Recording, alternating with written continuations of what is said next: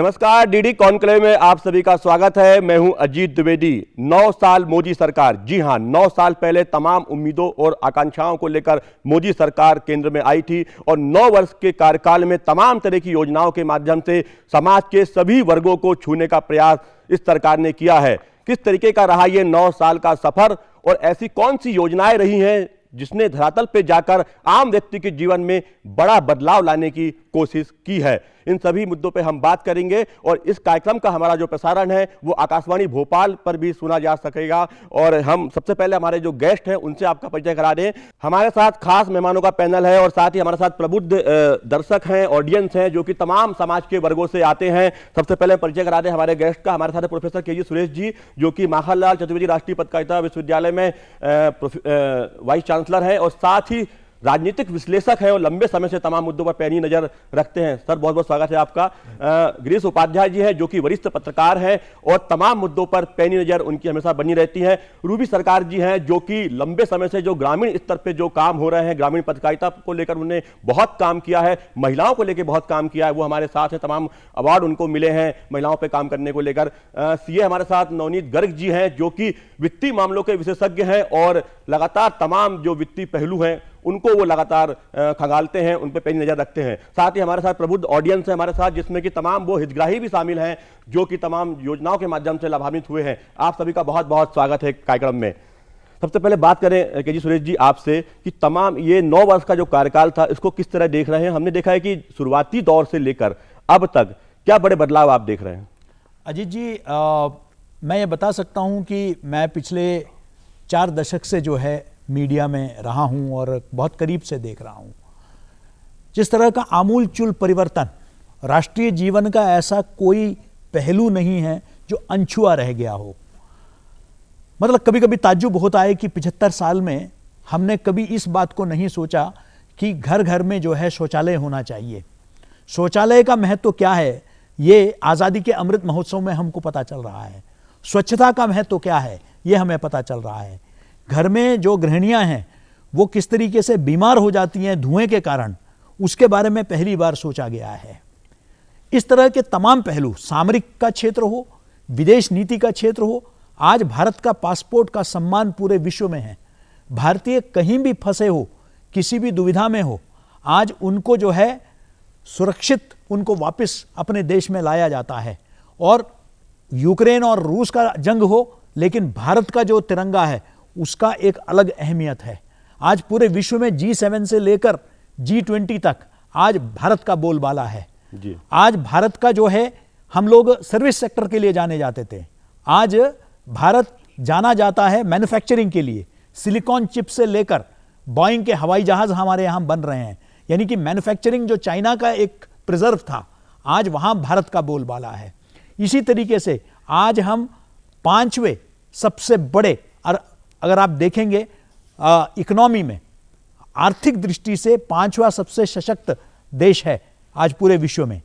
यही नहीं, अगर आप देखेंगे कि अन्य जितने भी पहलू है राष्ट्रीय जीवन के, चाहे वो अधोसंरचना हो जिसको इंफ्रास्ट्रक्चर कहते हैं, इतना विकास हुआ है, इतना दुनिया के सबसे बड़े पुल, ऐसे ऐसे भारत के कोने जहां कभी आप जाने की सोच नहीं सकते थे, आज वहां आप सोचिए हवाई चप्पल से हवाई जहाज जैसी योजनाएं, जिससे जो एक आम आदमी भी जो है आज हवाई जहाज में जाने का सपना देख सकता है। बिल्कुल, ये संभव हुआ है और ये सपना पूरा भी हो रहा है। गिरीश जी, आप लंबे समय से प्रदेश की जो पत्रकारिता है, प्रदेश की राजनीति है, उस पर आप नजर रखते हैं। देश प्रदेश में लगातार आप तमाम मुद्दों पे आप पैनी नजर रखते आए हैं। आपको क्या लगता है, क्या चीजें थी जो पहले नहीं हो पाई, किस कारण से नहीं हो पाई और वर्तमान में हुई हैं? 9 वर्ष का समय बहुत ज़्यादा नहीं होता है अगर देखा जाए तो। इन 9 वर्षों में आपको लगता है कि कुछ चीज़ें ऐसी हुई हैं जो पहले भी हो सकती थी लेकिन अभी हुई?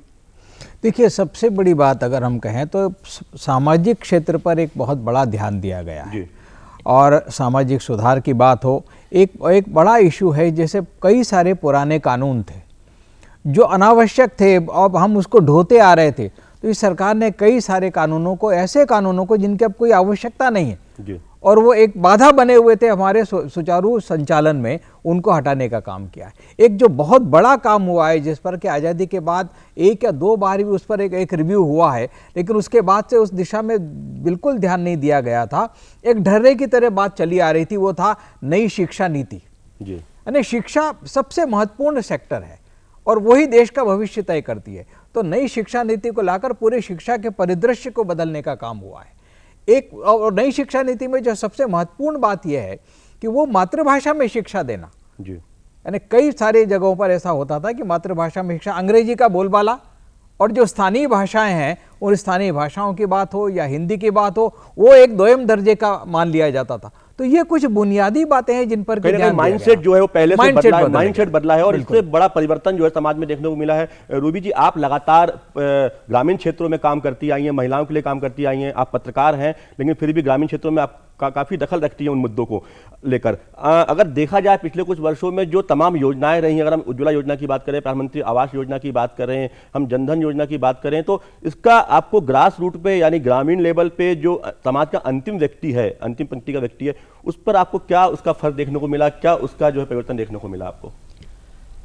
मैं पिछले कई सालों से गांव की रिपोर्टिंग कर रही हूँ, लगभग 15 साल हो गए मुझे, लेकिन इस दौर में जो सांस्कृतिक चेतना मैंने देखी महिलाओं के भीतर, वो उसके महिलाओं के भीतर एक साहस आया कि हम घर से बाहर निकल के काम कर सकते हैं, और उसमें सरकार की योजनाओं ने बहुत मदद करी उनकी।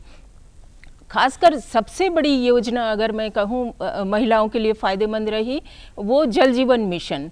जल के लिए महिलाओं ने जो संघर्ष किया है, अगर आप गांव में जाएंगे, एक एक घर में दस्तक देंगे, आपको पता चलेगा महिलाएं कहाँ से पानी लाती थी और किस किस तरह की, एक एक घर में एक एक कहानियाँ निकलेंगी आपको पानी के लिए। तो जो जल जीवन मिशन है उसको पूरा सक्सेस करने का काम महिलाओं ने किया है। बिल्कुल, तो ये तमाम जो योजनाएं रही हैं गांव-गांव में जो महिला स्व सहायता समूह है जी, वो पूरा जो ये मिशन है जल जीवन मिशन, ये पूरा महिलाएं हैंडल कर रही हैं। महिलाएं पैसे, मतलब कितना आपको टैक्स लेना है पानी का, वो तय करती हैं, वो टैक्स वसूलती हैं, फिर वो जाके सरकार के खाते में जमा करती हैं। उनका जो टाइम बचा पानी से, पानी के लिए जो 7-8 घंटा 24 घंटे में उनका जाता था, उसके बदले में वो कुछ काम करने लगी तो कुछ अर्निंग होने लगी। तो जो सामाजिक सुरक्षा तो बड़ी, आर्थिक सुरक्षा भी बड़ी, वो परिवार की मदद कर रही हैं और यहाँ तक कि वो बच्चों को पढ़ने भेज रही हैं, छोटे बच्चों का देखभाल कर रही हैं घर के अंदर रह के। और जनधन योजना तो सबके लिए है, वो स्त्री पुरुष के लिए अलग नहीं है। एक सवाल आपसे कि जो मूलभूत सुविधाएं हैं, अगर हम शौचालय की बात करें, पहले काफी मजाक उड़ाया गया कि ये किस तरीके से बात की जा रही है शौचालय की, और अगर हम बात करें कि जो आवास योजना है, प्रधानमंत्री आवास योजना, उसकी बात करें, हम उज्ज्वला योजनाओं की बात करें, तो ये योजनाएं सिर्फ महिलाओं को मजबूत करने का एक साधन साबित हुई हैं, पर्यावरण को भी इससे काफी फायदा हुआ है, पर ये चीजें जो है, ये मूलभूत चीजें थी, वो पहले ध्यान में नहीं आई। आपको लगता है कि इन पर काम करने की आवश्यकता थी? बहुत जरूरत। आप सोचिए, मातृत्व वंदना योजना जो है ये 2017 से शुरू हुई। अगर एक शिशु का, नवजात का जन्म होता है जी, और माँ काम पे चली जाती है, तो उसको दूध कौन पिलाएगा? माँ का दूध पोषण के लिए इतना ज़रूरी है बच्चे के लिए। तो पहली बार इस गवर्नमेंट ने सोचा कि अगर 6 महीने तक की छुट्टी दी जाए और 6 महीने बच्चों को, जब तक कि ऊपरी आहार न ले बच्चा, तब तक उसको माँ का दूध पीने का मौका मिल जाए, तो बच्चा कितना सशक्त हुआ जी। तो आप देश के भविष्य को भी सुरक्षा कर रहे हैं, महिलाओं को ताकत दे रहे हैं।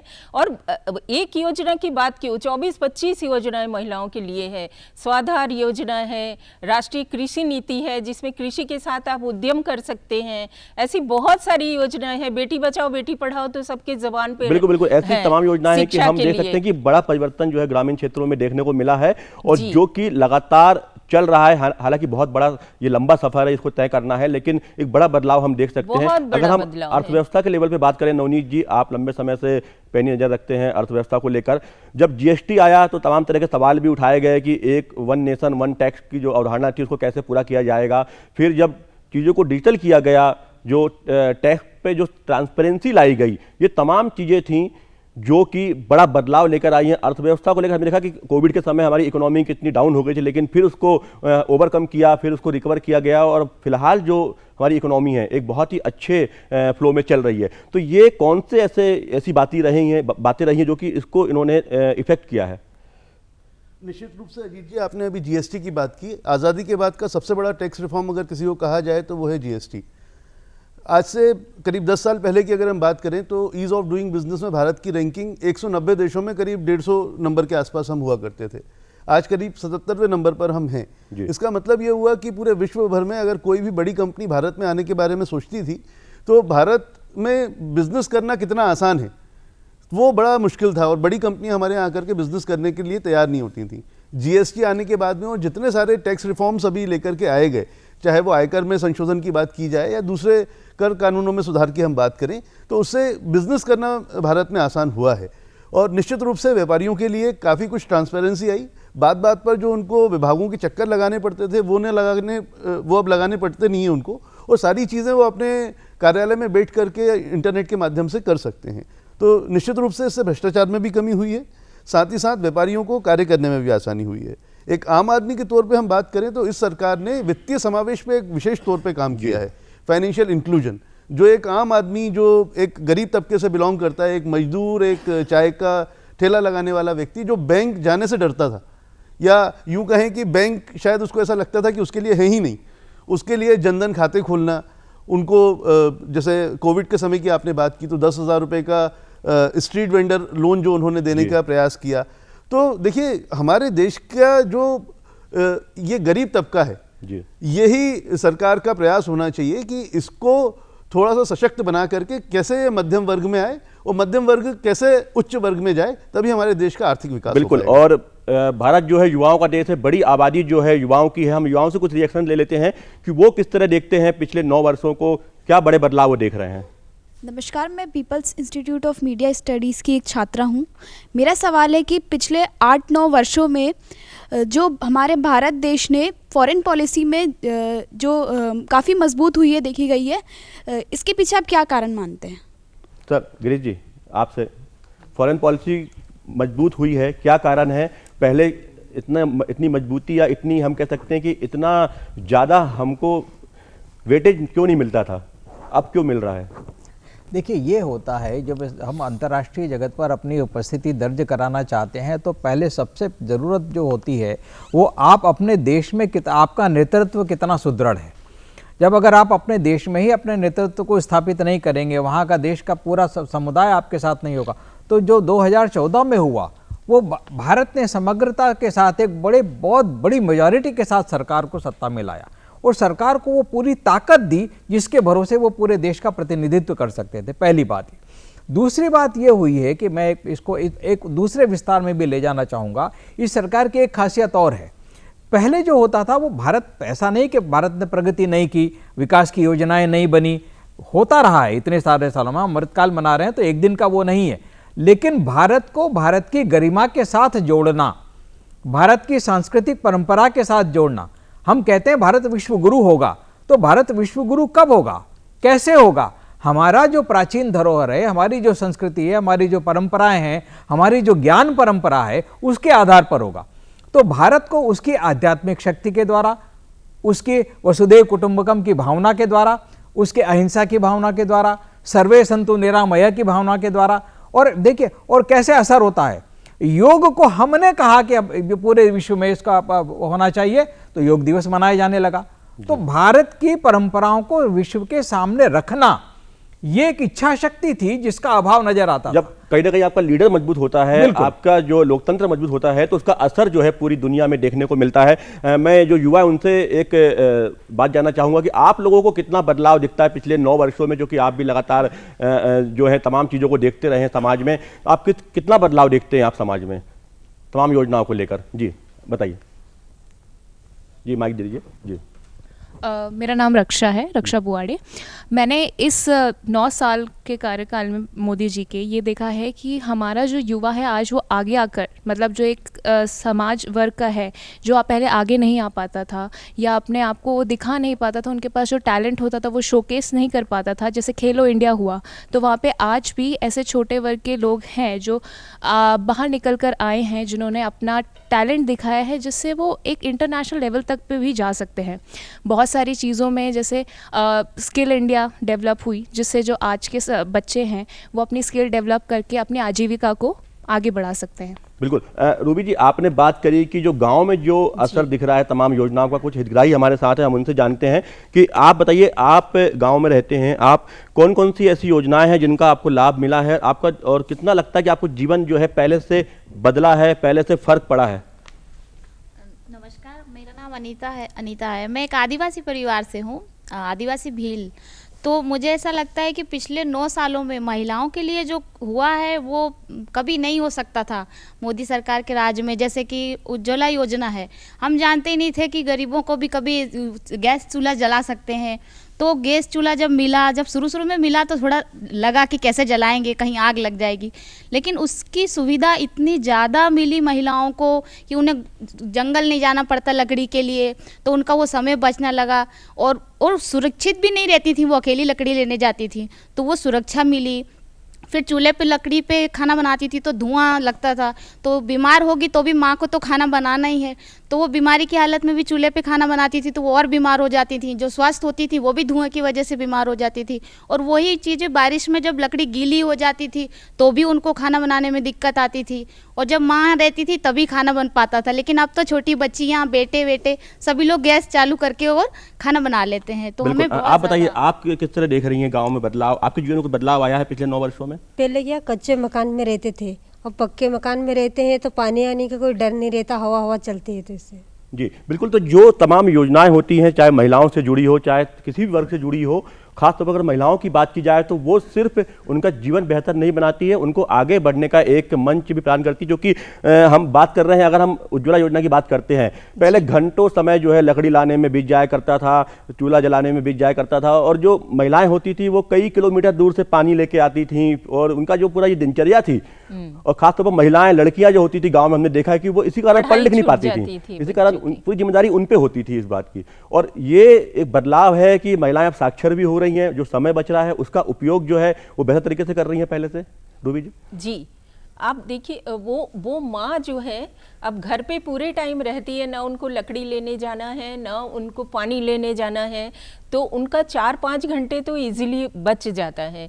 तो उससे वो बच्चों को पूरा टाइम दे पाती हैं, बच्चों को पढ़ा रही हैं, और खुद भी उसका होमवर्क कराती हैं। ऐसा कोई बच्चा गांव का नहीं मिलेगा जो स्कूल ना जाता हो। भले ही शहर के बच्चे एसी चाहिए, ठंडा चाहिए, ये चाहिए, लेकिन उनको इतनी खुशी होती है स्कूल में। और सबके घर में पक्के मकान होने से अब पानी का डर नहीं है, जैसा मैडम ने कहा अभी, तो ये भी एक बहुत बड़ी उपलब्धि है। और रजिस्ट्रेशन में भी महिलाओं का नाम हो तो उसमें प्रिविलेज दिया गया। और इस तरह महिलाएं अगर घर से बाहर निकल के नौकरी करने जा रही हैं तो उनके लिए सखी आवास बनाया गया कि आपको किराए का घर नहीं ढूंढना है, आपका बहुत ज़्यादा पैसे नहीं खर्च होने हैं। आप यूपीएससी का रिजल्ट देखिए, कितनी किसान की बेटियां और गांव की बेटियां निकल के आ रही हैं। तो अगर उस तरह से महिलाएं आगे आ रही हैं, सामाजिक काम भी कर रही हैं और घर का खर्चा भी निकाल रही हैं, सब कर रही हैं, तो पुरुष भी किचन में जा रहे हैं। बिल्कुल, अब वो डिबेट का विषय नहीं रहा कि आदमी किचन में नहीं जाएगा। डिस्क्रिमिनेशन नहीं है कि ये काम इसका, ये काम इसका, सभी मिलकर कर रहे हैं। और पुरुष देखने लगे कि नहीं, महिलाएं इतना काम कर रही हैं तो हमें भी थोड़ा मदद करनी चाहिए। आपको ऐसा क्षेत्र नहीं रहा जहाँ पे कि महिलाओं का दखल ना हो, उनकी जो है मजबूत दावेदारी ना हो, चाहे कोई भी, हम डिफेंस से लेकर हम एरोस्पेस की बात कर लें, तमाम जो क्षेत्र उनकी बात कर लें। आयुष्मान योजना एक बड़ी योजना थी जिसमें कि 5 लाख के जो तक का इलाज जो था वो मुफ्त होता है जो गरीब तबके के लोग हैं। कुछ हितग्राही हमारे साथ यहाँ पर हैं, हम उनसे जानेंगे कि क्या समस्या थी आपको, किस तरीके से आपको इस योजना का लाभ मिला। मेरा एक्सीडेंट हो गया था, मैं राजा विश्वकर्मा नाम है मेरा ऑपरेशन फ्री हुआ है जी। हाँ। तो कितना खर्चा आया था इसमें, क्या समस्या थी? इसमें प्लेट डली है, हड्डी टूट गई थी मेरी 2 जगह से, तो मेरा पूरा फ्री इलाज हुआ है जी। और कोई भी है यहाँ पे जो, जी बताएं। मेरा नाम मोर सिंह सूर्यवंशी है, नीलोड़ में रहता हूँ मैं। मेरा भी ऑपरेशन हुआ है जी मेरे पेट का, आप देख सकते हैं कितना बड़ा हुआ है जी। ये देखिए, डबल ऑपरेशन है मेरा जी। एक मेरा पैर की उंगली भी खराब हो गई थी, मैंने आयुष्मान कार्ड से इलाज करवाया दोनों का, उससे मुझे बहुत फ़ायदा हुआ। मैं बहुत हालत ख़राब हो गई थी मेरी। जी बिल्कुल। केजी सुरेश जी, ये जीवन जो है सबसे कीमती होता है, दोबारा नहीं मिल सकता, और जीवन को बचाने का ये मिशन है कि 5 लाख तक का इलाज जो है वो गरीब तबकों को दिया जाए। और इसका असर हम देख रहे हैं कि इस तरह के जो ग्रामीण लोग हैं, जो कि साधन विहीन लोग हैं, वो इसका लाभ ले पा रहे हैं। कितना बड़ा बदलाव आप देखते हैं जो हेल्थ केयर में सेक्टर में। आप ये इस बात को सोच के देखिए कि एक ऐसा दौर आया कोविड के दौरान जब लगा कि पूरा देश बर्बाद हो रहा है, लेकिन उसके बाद भारत ने पहल ली, एक नहीं 3-3 वैक्सीन हमारे यहाँ से निकला है जी। और न सिर्फ हमने अपने लिए रखा, वसुधैव कुटुंबकम जिसकी बात कही गई है, हमने पूरे विश्व को और गरीब देशों को, ये नहीं कि सिर्फ हम जिएंगे, हम सबको अपने साथ रखेंगे जी। गरीब देश जो अफोर्ड नहीं कर सकते हैं उनको तक हमने जो है वैक्सीनेशन दिया, टीकाकरण का। पूरे भारतवर्ष में सभी को मुफ्त में टीकाकरण कराया जी। ये विश्व में कहीं नहीं हुआ है, और उसके बदौलत आज हम सब लोग जिंदा हैं। उसका सबसे बड़ा कारण यह है कि हम लोगों को यह टीकाकरण दिया। आयुष्मान भारत की बात हुई, कभी गरीब व्यक्ति सोच नहीं सकता था, गरीब निम्न मध्यम वर्ग का व्यक्ति सोच नहीं सकता था कि वो निजी अस्पताल में जाके अपना इलाज करा सकता है। आज उस आयुष्मान कार्ड के बदौलत वो बड़े से बड़े सर्जरी जो है वो जाके करवा सकता है, उसको कार्ड दिखाने की जरूरत है। ये कभी हम सोच नहीं सकते थे। सरकारी सिस्टम में जो बेहतरी करने का प्रयास है वो तो लगातार प्रयास है। अब ये भी निर्णय किया गया है कि उसमें जो है आपके जो अस्पताल है, हर अस्पताल के साथ मेडिकल कॉलेज खुलेगा जी, और भी संख्या डॉक्टरों के बढ़ाने की दिशा में भी कार्य चल रहा है। लेकिन साथ में जो है ये जो आयुष्मान भारत के माध्यम से क्या है कि स्वस्थ भारत वो स्वच्छता से भी जुड़ा हुआ है। बिल्कुल। किस तरीके से टीकाकरण पर जोर दिया गया है, किस तरीके से नेशनल सिकल सेल डिसीज, जिसके बारे में हमारे महामहिम राज्यपाल भी जो है उसके बारे में चिंतित रहते हैं, खासकर जो वनवासी क्षेत्रों में सिकल सेल का बहुत बड़ा एक समस्या रही है, उसका जो है उन्मूलन करने के लिए जो है पूरी तरीके से प्रयासरत है। इसलिए फिट इंडिया मूवमेंट, किस तरीके से आज की युवा पीढ़ी भी जो है वो फिट रहे, ये नहीं कि सिर्फ बॉडी बिल्डिंग करें और जिम करें और वो खेल कूद में, वो अपनी जगह, हम सब स्वस्थ रहें, इस दिशा में जो आज काम चल रहा है, यही मैं कह रहा हूं, समाज में एक आमूलचूल चिंतन में परिवर्तन हो रहा है। ये योग का अंतर्राष्ट्रीय योग दिवस और सारा कुछ, ये सिर्फ एक दिन के लिए नहीं है, 21 जून के लिए, लेकिन ये इसके लिए है कि पूरे दुनिया में, पूरे देश में हमारी जो परंपरा है उसको हम सब याद रखें और हम उसके अनुकूल जो है जीवन को जिए। इसलिए आयुष मंत्रालय, उसका जो है आज काम इतना बढ़ गया है कि पूछिए मत। जेनेरिक मेडिसिन पर जन औषधि, यानी कि आपको महंगे ब्रांड वाले दवाई की जरूरत नहीं है, आप वही सॉल्ट के साथ जो है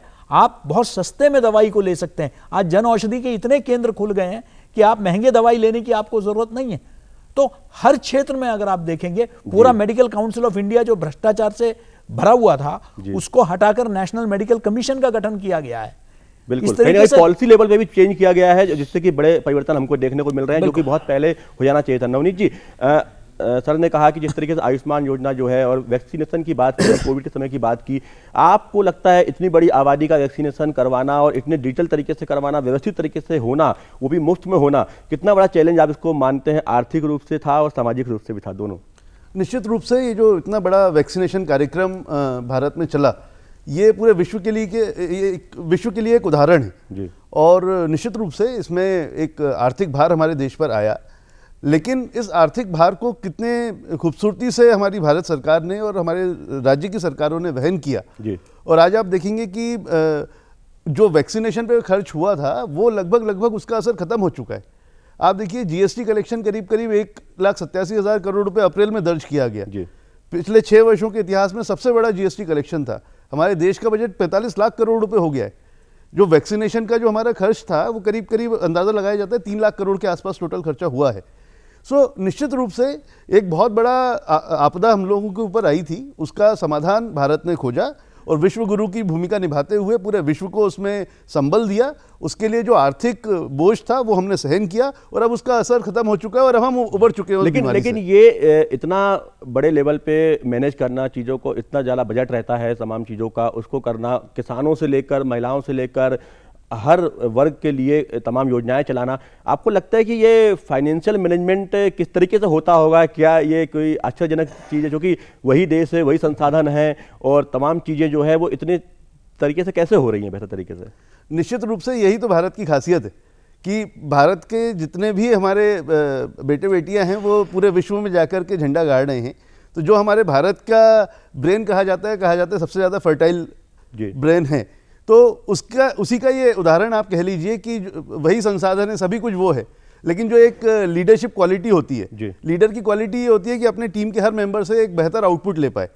तो हमारे प्रधानमंत्री जी का शायद विजन है, ये कह लीजिए कि उन्होंने इतने बड़े आपदा के समय में भी उन्हीं संसाधनों का प्रयोग करते हुए इस पूरी आपदा से हम लोगों को निकाला और एक बहुत अच्छे कल का हमें सवेरा दिया। बिल्कुल, और आपकी बात को आगे बढ़ाऊंगा मैं। कुछ समय पहले बोला जाता था कि आप युवा हैं, आप लोगों ने उस दौर को देखा है कि इस देश का कुछ नहीं हो सकता, काफ़ी निराशा का भाव था और ब्रेन ड्रेन जो था बहुत ज़्यादा था। बाहर लोग पढ़ लिख के बाहर चले जाते थे, देश के बाहर, वहाँ पर वो बड़े बड़े काम करते थे, लेकिन देश में रहने वाले युवा बहुत कम थे। आपको कितना बड़ा फर्क अब दिख रहा है इन तमाम चीज़ों में?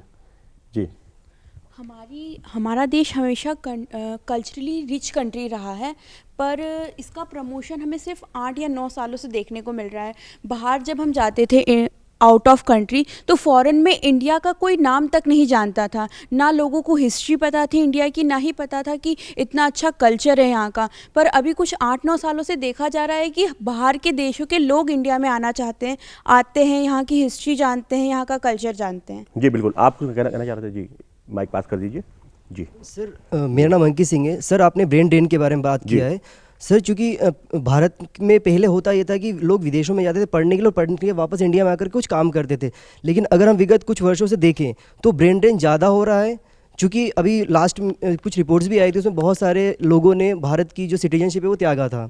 तो मेरा सवाल ये है कि जो नई एजुकेशन पॉलिसी है वो किस प्रकार से मददगार साबित होगा ब्रेन ड्रेन को रोकने में? क्योंकि लोग यहाँ पे एक रिपोर्ट्स भी आई थी इंडियन एक्सप्रेस की, जिसमें बताया गया था कि जो CBSE के जो पिछले 10 साल पहले के जो टॉपर्स थे उनमें से लगभग 90% इंडिया से बाहर हैं। जी बिल्कुल, गिरीश जी आप सुरेश जी आप बताना चाहेंगे इस पर? देखिए, राष्ट्रीय शिक्षा नीति जो है, जो 35 वर्ष बाद आई है, ये सर्वांगीण विकास की ओर ध्यान दे रहा है, जिसके तहत अंतर विषय पर ध्यान दिया गया है। यानी कि अगर मैं मीडिया का विद्यार्थी हूं तो मेडिसिन की भी समझ मुझे होनी चाहिए, मुझे वो जेनरिक इलेक्टिव के माध्यम से, आज NCC NSS ये सब हमारे पाठ्यक्रम का हिस्सा हो गया। वैश्विक स्तर पर 4 वर्ष का पाठ्यक्रम होता था, हमारे यहाँ 3 वर्ष का होता था। इसके लिए उसको बराबर कर दिया गया है। आज आपका UG 4 वर्ष का हो गया है और उसके बाद आपका PG जो होगा वो 1 वर्ष का होगा। और इसी तरीके से एकेडमिक क्रेडिट बैंक बना दिया गया है, यानी कि पढ़ाई अब एक जीवन पर्यंत एक यात्रा है। ये नहीं कि आपका जो है युवावस्था में आपने जो है पढ़ाई कर ली, आप अगर आज आपने पहले साल अगर छोड़ दिया तो आपको जो है आपको मिल जाएगा सर्टिफिकेट। दूसरे वर्ष में आपने छोड़ दिया, आपको डिप्लोमा मिल जाएगा। 3rd ईयर में आप लेंगे तो आपको डिग्री मिल जाएगा और 4th ईयर में आपको ऑनर्स मिलेगा। एकेडमिक क्रेडिट बैंक, मैं इस विश्वविद्यालय को छोड़ के दूसरे विश्वविद्यालय में जाऊंगा तो मेरा क्रेडिट पूरा ट्रांसफर हो जाएगा दूसरे विश्वविद्यालय में। आज जो है आपके लिए पूरे जीवन भर आप पढ़ सकते हैं, ऑनलाइन माध्यम को कर दिया गया है। कई बार विद्यार्थी इसलिए विदेशों में जाते थे, अब विदेशी कैंपस अब भारत में खुलने जा रहे हैं। भारत के अपने विश्वविद्यालयों को जो है शोध की तरफ नेशनल रिसर्च फाउंडेशन बनाया गया है, जिसका उद्देश्य क्या है, किस लिए ज्यादातर जाते थे विद्यार्थी जाते, उनको शोध का अवसर नहीं मिलता था भारत के अंदर। अब जो है शोध का अवसर भारत के अंदर मिलेगा और आज इतने अच्छे पैकेजेस, इतने अच्छे सैलरीज यहां मिल रहे हैं। तो ये प्रयास है कि देखिए, ये तो व्यक्ति के महत्वाकांक्षा को तो आप रोक नहीं सकते हैं, लेकिन अगर उसके अंदर वो सेवा भावना है, इसीलिए आज जो है हमें अपने ये आजादी के अमृत महोत्सव में आप देखेंगे हमें अपने इतिहास से रूबरू करवाया गया। हमें आज गौरवान्वित हम महसूस करते हैं, राष्ट्र सर्वोपरि, इस पर आज हम महत्व देते हैं। पूरे विश्व में जो है अमेरिका ने ये घोषित कर दिया कि अब आप रूस से पेट्रोल नहीं खरीदेंगे, डीजल नहीं खरीदेंगे, लेकिन भारत ने उस बहिष्कार का जो है बिल्कुल नहीं माना और राष्ट्रहित में जो है आज हम रूस से पेट्रोल ले रहे हैं, जिसके चलते आज हमें सस्ता पेट्रोल मिल रहा है पूरे दुनिया में। आप पड़ोस के देश में देखिए वहां पेट्रोल कितने का बिक रहा है, है ना। हम यहां चिल्लाते हैं महंगाई हो गई, लेकिन विदेशों में देखिए, श्रीलंका में देखिए, पाकिस्तान में देखिए। तो ये हमें समझने की आवश्यकता है कि अगल बगल के मुल्कों में किस तरह का संकट है, चाहे श्रीलंका हो, पाकिस्तान हो, और हमारा तुलनात्मक दृष्टि से आज वहां के लोग अब यहाँ का हिस्सा बनना चाहते हैं। वहां कहते हैं कि हमें क्या मिला इस देश में, हमें तो वापस भारत में विलय होना लोग चाहिए। आ रहे हैं अब यहाँ आकर अपने देश के लिए कुछ करना चाह रहे हैं और तमाम जो व्यवस्थाएं हैं उसमें रहकर वो अपने देश के लिए कुछ बेहतर करना चाह रहे हैं। जी गिरीश जी, मैं ये कहना चाहता हूँ कि हमने ब्रेन ड्रेन को एक बहुत ही नेगेटिव या नकारात्मक दृष्टि से देखना जो है वो बंद करना चाहिए। इसके पीछे ये भी आप देखिए कि अब भारत की प्रतिभा, भारत की मेधा इतनी बढ़ गई है कि भारत के युवा, भारत के लोग जाकर कई अंतर्राष्ट्रीय कंपनियों का नेतृत्व कर रहे हैं। बहुत सारे स्थानों पर भारतवंशियों का मान बढ़ा है। और जब हम विश्व के अन्य देशों में जाकर नेतृत्व करेंगे, चाहे वो शैक्षणिक संस्थाएं हों, चाहे बहुराष्ट्रीय कंपनियां हों, तो वो हम भारत के आवाज को प्रतिनिधित्व देते हैं, हम भारत के आवाज को महत्व देते हैं, उसकी स्थापना करते हैं। और जब भारत के लोगों की अंतर्राष्ट्रीय स्तर पर आवाज मजबूत होती है तब देश की आवाज मजबूत होती है। अगर वो हमारे व्यक्ति देश का देश में ही रहेगा, वो कहीं बाहर जाएगा ही नहीं, तो हम भारत के भारत में ही रहेंगे। हमने देखा है प्रधानमंत्री के दौरे के दौरान मान लिया गया है कि बहुत नेगेटिव टर्म है। तमाम लोग जो होता है वहां पर, जो उनका वेलकम होता है, जो प्रवासी भारतीय वहां पर, वो किस तरीके से वहां पर वेलकम करते हैं, किस तरीके से जो एक हमारा जो विदेशी मुद्रा भंडार है उसको मेंटेन करने में, उसको बढ़ाने में भी एक बड़ा जो हिस्सा होता है वो इन प्रवासी भारतीयों का होता है। और वो लगातार जो है एक हमारा जो विदेशी मुद्रा भंडार है उसको भी बढ़ाने का काम जो है वो करते हैं। और भारत जो है सबसे बड़ा, हम कह सकते हैं कि जो स्किल्ड मैन पावर का जो है एक हब है, और यहाँ से यही कोशिश की जा रही है नई शिक्षा नीति में कि स्किल्ड मैन पावर जो है वो पूरी दुनिया में जाए, वहाँ पर देश का जो है परचम लहराए, देश का नेतृत्व करे। किसानों को लेकर तमाम तरह की योजनाएं रूबी जी आई हैं, जिसमें कि हम बात करें कि किसान सम्मान निधि हो या किसानों से संबंधित जो बीमा योजनाएं हैं उसके कुछ हितग्राही हमारे साथ हैं, हम उनसे बात करेंगे कि वो किस तरीके से, आप में से किसान जो है किस तरीके से आपको फायदा मिला है किसान सम्मान निधि का, या कोई जो किसानों से संबंधित जो योजनाएं आई हैं उसको लेकर। मैं राम सिंह राजपूत, ग्राम बरखड़ा नाथू, भोपाल का निवासी हूँ। मेरे को मोदी जी ने किसान सम्मान निधि जो कोविड के समय बहुत कामगार हुई है, बच्चों को पढ़ाने के लिए बड़ी सुविधा मिली है, खाद बीज खरीदने के लिए सुविधा मिली है। मोदी जी ने किसानों के खाद में सब्सिडी दी, उपकरण खरीदने में सब्सिडी दी, बोरवेल लगवाने में सब्सिडी दी, ट्रैक्टर खरीदने में सब्सिडी दी।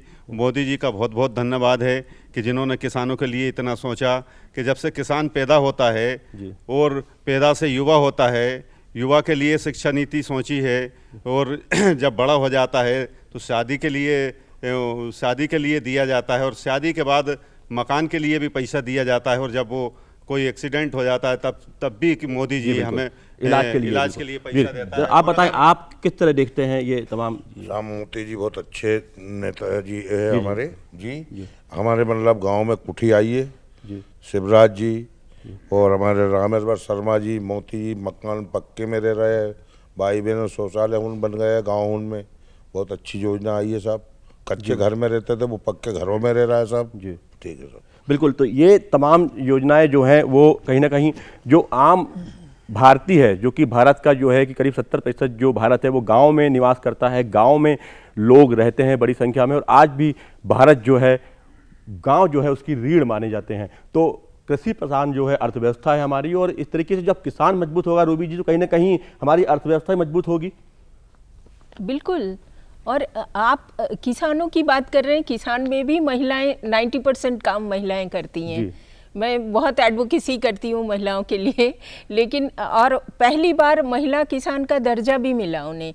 जब ये मोटा अनाज उगाने की अभी बात हो रही है, तो आप जब गांव में जाएंगे तो जिनके पास जितना खेत है, 5 एकड़ है या 4 एकड़ है, 2 एकड़ है, वो एक हिस्से में मोटा अनाज ज़रूर उगा रही हैं, उसकी खेती कर रही है, और उसके जो दवा है वो सब महिलाएं स्व सहायता समूह खुद बना रही हैं, और बनाने के बाद वो बेच भी रही हैं, मतलब खुद के इस्तेमाल भी कर रही हैं और बेच भी रही हैं, तो उनकी अर्निंग भी हो रही है उससे। बीज बैंक बनाया गांव-गांव में, और इतना अच्छा गांव का माहौल है, जैसे आपके पास बीज नहीं है तो आप दूसरे से जाके मांग सकते हैं कि हमें कोदो की बीज दे दो, कुटकी की दे दो, मक्के की दे दो।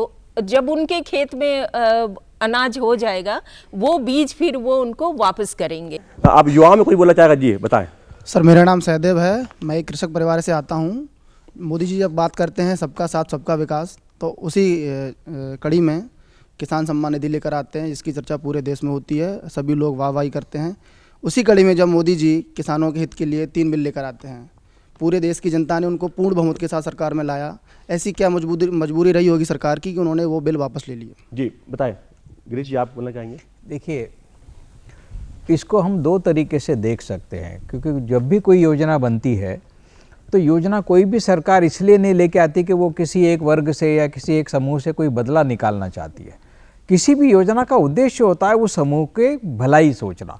आप ये नहीं कह सकते कि ये योजना किसी व्यक्ति से या किसी समूह से बदला लेने के लिए, उसको परेशान करने के लिए लाई हुई। हो सकता है कि उस योजना के निर्माण में कुछ ऐसी कमियां रह गई हों जिससे वो समूह सहमत नहीं हो।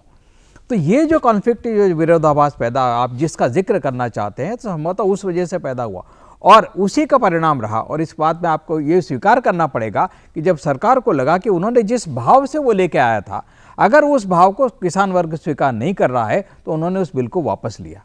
और यही एक लोकतांत्रिक देश में प्रक्रिया होनी चाहिए कि अगर मान लीजिए कि आप कोई बिल लेके आते हैं, कोई इनिशिएटिव लेते हैं, उस इनिशिएटिव को अगर समाज स्वीकार नहीं करता है तो फिर समाज के कहे हुए के हिसाब से सरकार अपने आप को बदले। और किसान बिल के मामले में हमको ये मानना पड़ेगा कि सरकार ने उसको वापस लिया। ठीक है, कुछ विवाद ऐसे होते हैं जो राजनीतिक दृष्टि से पैदा किए जाते हैं, हमको उसमें नहीं जाना चाहिए, बल्कि उसकी भावना को पीछे देखना चाहिए। मैं इसमें इतना जरूर जोड़ना चाहूंगा कि देखिए, एक तो संवेदनशीलता की बात जो गिरीश जी ने कही वो अपनी जगह है, लेकिन कहीं ना कहीं सरकार को अपने विश्वस्त सूत्रों से, अपने खुफिया से ये जरूर पता चला कि उस बिल के आड़ में अलगाववाद को फैलाने का एक प्रयास किया जा रहा है।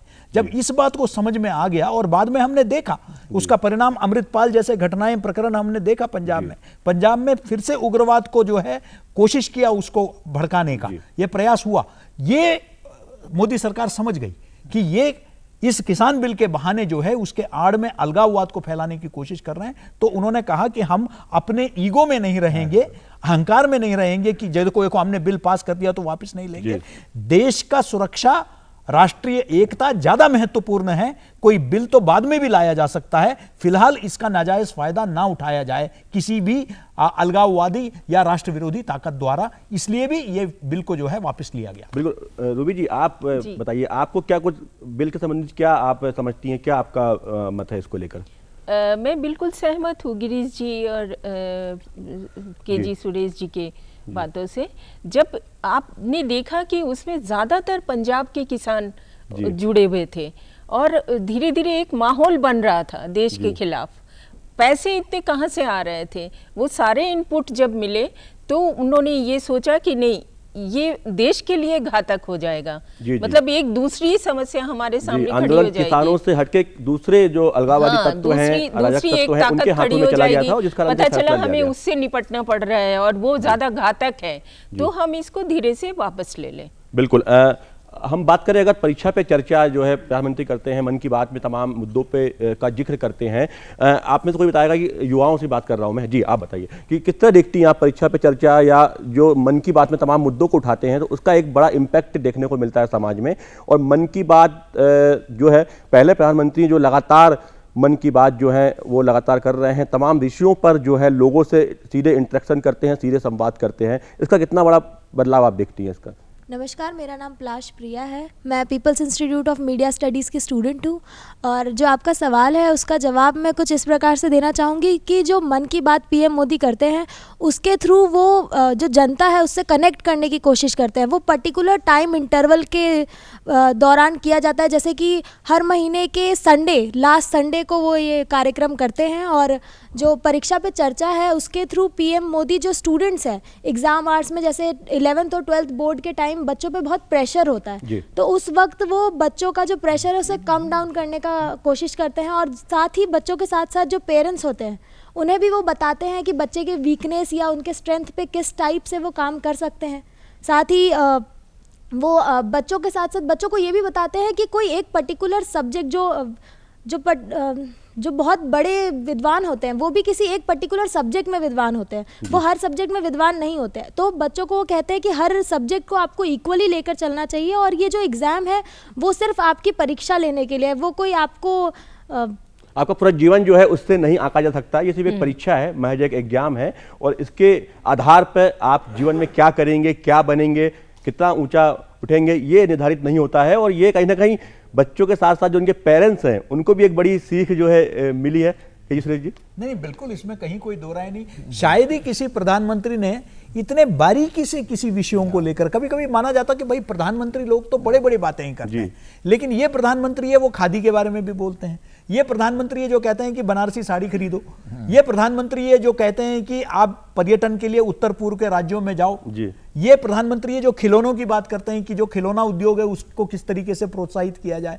आपने कभी देश के शीर्षस्थ नेतृत्व इतने छोटे से बारीकी सी बातें जो हम सोचते थे कि ये प्रधानमंत्री के स्तर की बातें नहीं है। प्रधानमंत्री मतलब गुटनिरपेक्षता के बारे में बात करेंगे, वैश्वीकरण के बारे में बात करेंगे, लेकिन घर की बातें, बच्चों को तनाव से कैसे मुक्त रहना चाहिए, उनको परीक्षा में फेल होना जीवन में फेल होना नहीं है, इस तरह के जो, तो एक अभिभावक की भूमिका में है वो, जहां वो पूरे विद्यार्थियों को, अपने बच्चों समाज जो है कि हमें किस तरीके से राष्ट्र की प्रगति के लिए प्रोत्साहित करना है, उस भूमिका में है वो। तो मैं समझता हूं ये मन की बात जैसे विश्व में कोई, क्योंकि मैं तो संचार का विद्यार्थी हूं, पूरे विश्व में संचार का ऐसा प्रयोग कभी नहीं हुआ है जहां सामाजिक, देखिए याद रखिए 100 अभी तक जो है संस्करण हो गए मन की बात के, एक में भी राजनीति की बात नहीं करते। शायद विश्व में पहले राजनेता है जो किसी कार्यक्रम में राजनीति की बात नहीं करते हैं। राजनीति को छोड़कर वो सारी बातें करते हैं, समाज से जुड़े हुए, अर्थशास्त्र से जुड़े हुए, स्वास्थ्य से जुड़े हुए, स्वच्छता से जुड़े हुए,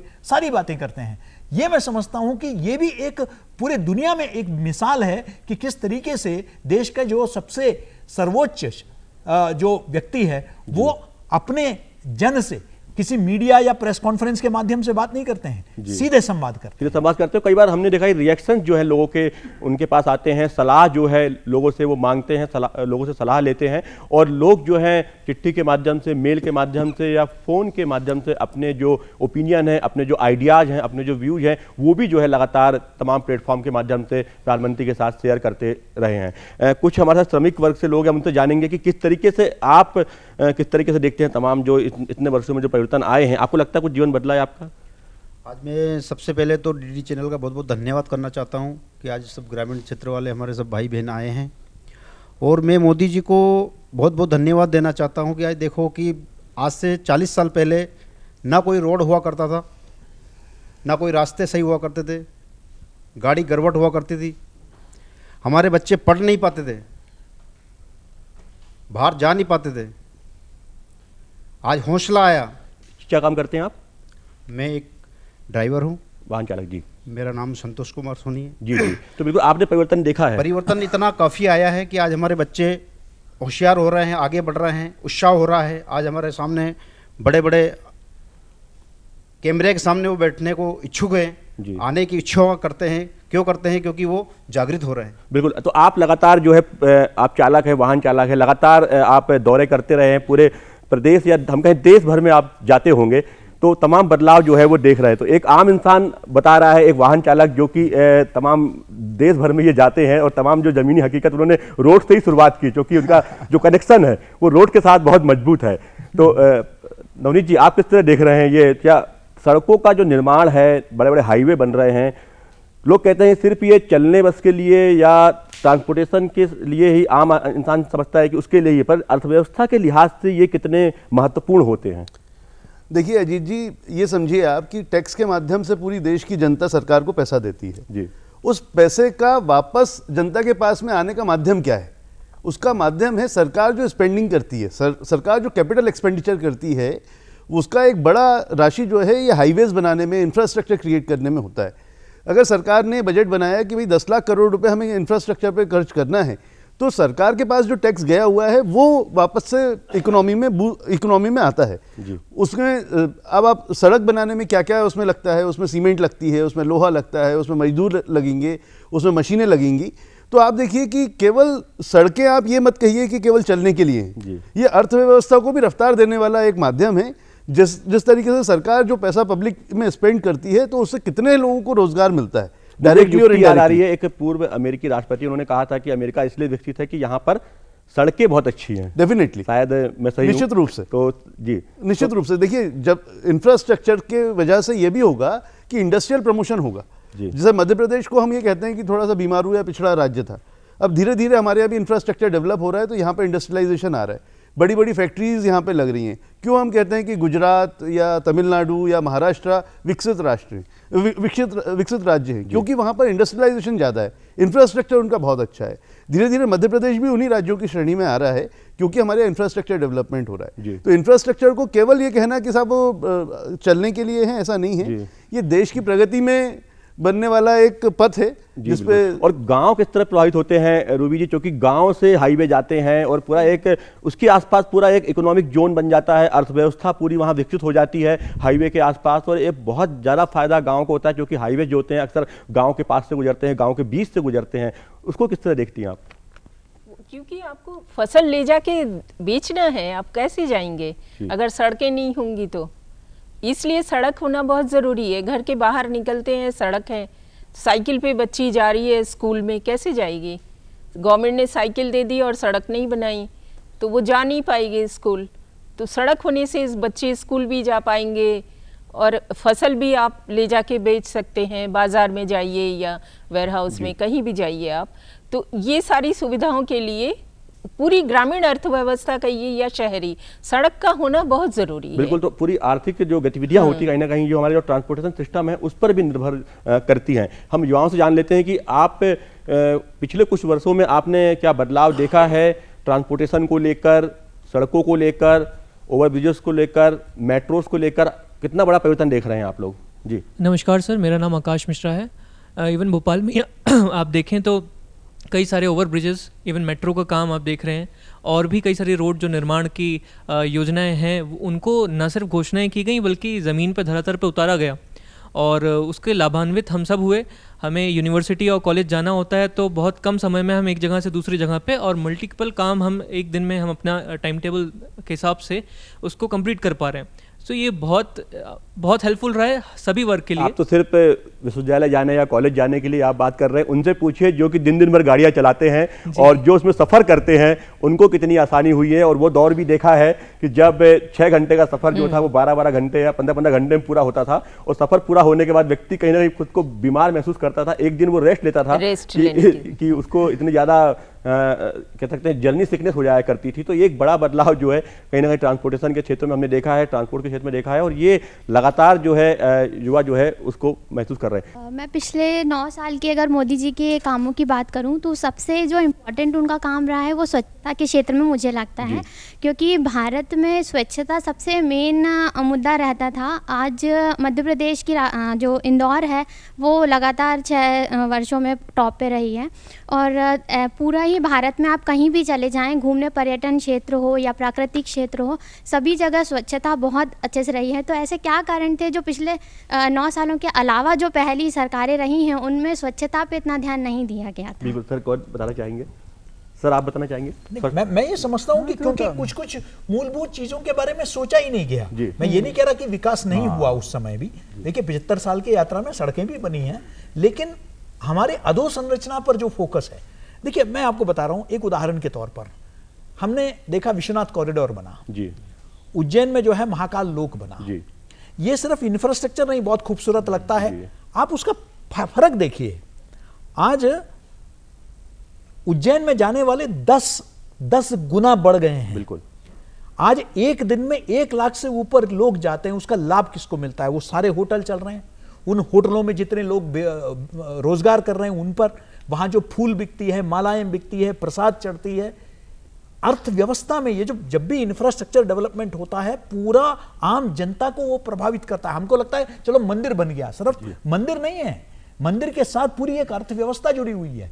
जब महाकाल लोक बनता है या विश्वनाथ कॉरिडोर बनता है तो लाखों लोग जाते हैं, पर्यटन बढ़ जाता है, तीर्थ यात्राएं बढ़ जाती है। अब लोग हवाई जहाज से तीर्थ यात्रा को भेजा जा रहा है। तो ये जो बदलाव जो दिख रहा है ये बिल्कुल स्पष्ट दिखाई दे रहा है। तो इसको प्राथमिकता क्या थी? सवाल प्राथमिकता का है ना? रूबी जी, आप ग्रामीण क्षेत्र में काफी दखल रखती हैं। शौचालय जैसी चीज, स्वच्छता जैसी चीज जो कि एक बहुत लोग बात करने में भी हिचकिचाते थे, लोग शर्म महसूस करते थे, महिलाएं जो है वो इंतजार करती थी कि कब अंधेरा हो वो जाएं शौच के लिए, कब दिन में वो सुबह 4 बजे पहले, भोर के पहले उठ जाया करती थी और तमाम स्थितियां होती थी कि उनको इतनी पीड़ा, खास वो महिलाओं को बहुत सहन करनी पड़ती थी। तो इस पर जैसा कहा एक विद्यार्थी ने कि युवा ने कि पहले क्यों नहीं सोचा गया इतनी छोटी चीज पे, और ये ग्रामीण क्षेत्र में कितना महत्वपूर्ण रहा है। अफसोस की बात है, पहले नहीं सोचा गया। आप सोचिए किसी को अभी शौच जाना है, वो अंधेरे का इंतजार करे, कितनी तकलीफ देह बात है। तो प्रधानमंत्री को इसलिए हम लोग धन्यवाद देते हैं कि वो एक ग्रास रूट से जुड़े हुए व्यक्ति हैं। वो मतलब एकदम छोटी छोटी चीज़ों पे उनकी निगाह जाती है। अब बच्चों को दूध पिलाने की बात है, ये भी प्रधानमंत्री सोच रहे हैं कि 6 महीना तो माँ का दूध बच्चों को चाहिए, तो 6 महीने माँ को छुट्टी दे दो।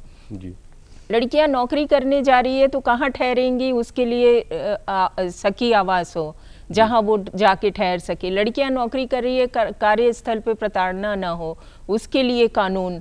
मतलब एक एक चीज़ के लिए उन्होंने इतनी, जन्म से लेकर और विधवा पेंशन तक, पहले भी था पेंशन ऐसा नहीं, लेकिन उन्होंने इस तरह से उसको डिज़ाइन किया कि बच्चे पैदा होने से लेके और बुढ़ापे तक का सहारा, और उसके अंदर सांस्कृतिक चेतना जगाना खाली एक व्यक्ति एक परिवार के लिए नहीं है, वो पूरे समुदाय को जोड़ने की भी बात करते हैं। बिल्कुल, समुदाय को जोड़ते हैं। और कुछ महिलाएं हमारे साथ हैं जो कि गांव में प्रत्यक्षदर्शी रही हैं इन तकलीफों की, इन समस्याओं की। आप कहना चाहेंगे पहले? जी बताइए। सर, शौचालय के लिए तो बहुत अच्छा हुआ। पहले 5 बजे रात से उठना पड़ता था जी, और रात को रात तक रास्ता देखना पड़ता था। तो ये शौचालय के लिए तो बहुत अच्छा काम किया है। जी आप बताइए, आप बोल रही थी।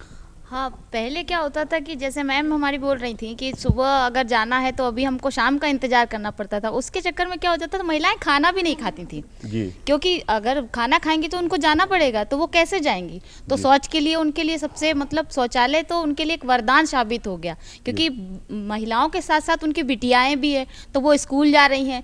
तो जो मतलब अपने जो मासिक धर्म के समय बच्चियां स्कूल भी नहीं जाती थी, क्योंकि भाई वहाँ शौचालय नहीं है, कैसे मैनेज करेंगी वो लोग। और गांव के जो बड़े बुजुर्ग हैं बीमार हो जाते हैं, गांव की महिला बीमार हो जाती है, बाई चांस किसी को ऐसा मतलब दस्त हो गए तो क्या करेंगे, वो क्या रोक के तो नहीं रख सकते ना सर।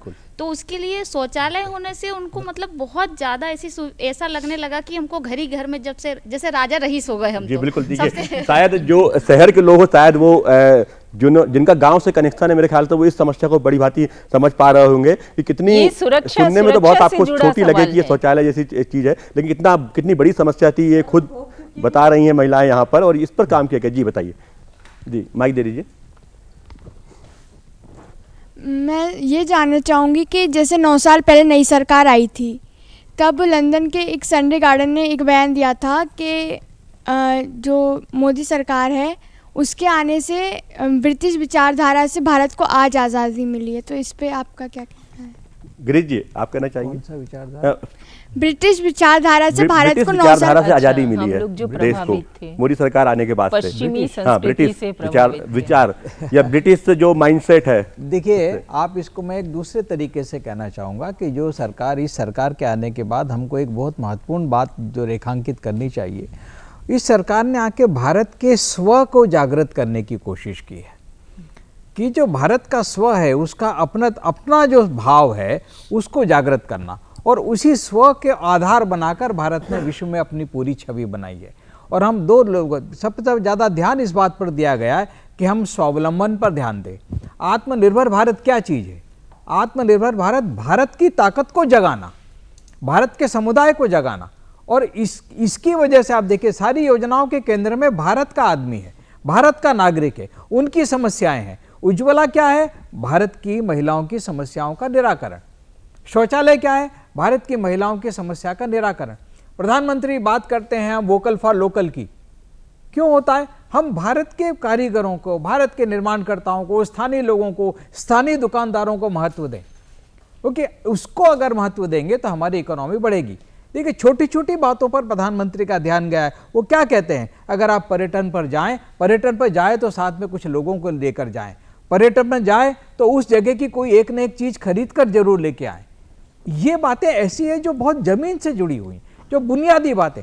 एकेडमिक तो बहुत सारा हो जाएगा, बाहर का चमक दमक तो बहुत सारी बातें हो जाएंगी, लेकिन इन बातों पर सोचने वाला भी कोई नेतृत्व चाहिए था। और इन 9 सालों में हम देखते हैं कि इन छोटी छोटी बातों को केंद्रित करके उनको इशू बनाना, उनके लिए पॉलिसी लाना और उस पॉलिसी के इम्प्लीमेंट पर ध्यान देना, ये सबसे बड़ी बात मैं है। इसमें सिर्फ इतना जोड़ना चाहता हूं कि देखिए, हम लोग जब अपने जो शहीद हैं उनको याद करते थे तो इंडिया गेट के सामने जाके ये करते थे, श्रद्धांजलि देते थे।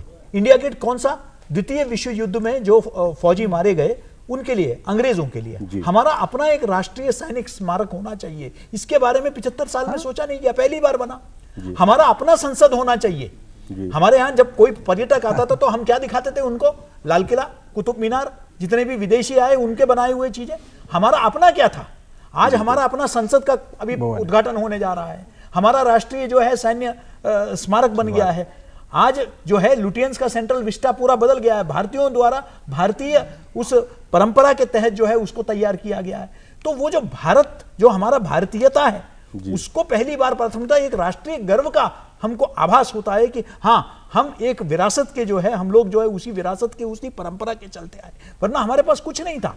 ऐसा हमको बताया गया कि हम लोग जो है विदेशी जितना है, इंडिया गेट, कनॉट प्लेस, इसके सिवा क्या होता था दिल्ली में कोई आता था तो आज जो है वो चीजें बदल रही है। हमारे यहाँ स्टेशन है रानी कमलापति है। हमको 75 आजादी के अमृत महोत्सव में पहली बार पता चला, हमको बताया जाता था कि बस एक ही तरीके से, एक ही माध्यम से कुछ चंद मुट्ठी भर परिवार द्वारा जो है ये आजादी की स्वाधीनता मिली। आज हमको पता चला है कि इस देश की आजादी के लिए गांव गांव में लोग थे, शहर शहर में, कस्बे कस्बे से जो है आजादी के अमृत महोत्सव के माध्यम से हमको पता चला। हमारे शहर में, हमारे कस्बे में भी स्वाधीनता संग्राम के लिए लोग निकल पड़े थे। आज उनकी कहानियों से हमसे जो है रूबरू करवाया गया।